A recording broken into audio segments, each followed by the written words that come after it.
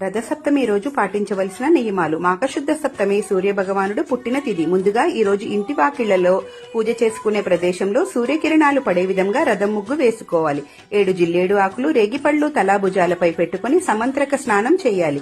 ఈ మంత్రం పఠించి మాత్రమే స్నానం చేయాలి. ఆవు పిడకలపై సూర్యకిరణాలు పడే విధంగా ఆవు పాలతో పరవాన్నం చేసి నివేదించాలి. కొత్త చీపురు పుల్లలను ఉపయోగించి 7 చిక్కుడుకాయలతో రథం చేసుకోవాలి. 7 జిల్లేడు ఆకులను పెట్టి గోధుమలను పోసి ఆవునేతి దీపం వెలిగించాలి.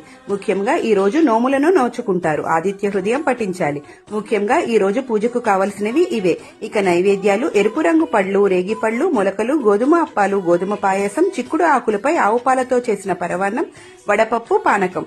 ఈ రోజు కుదరని వారు 4 మాఘ ఆదివారాలు కూడా పరవాన్నం నివేదించవచ్చు. ముఖ్యంగా ఈ రోజు అర్ఘ్యము మరియు 12 సూర్య నమస్కార మంత్రాలు పఠించాలి. తరిగిన కూరలను తినకూడదు. నేతితో చేసిన కూరలను మాత్రమే తినాలి.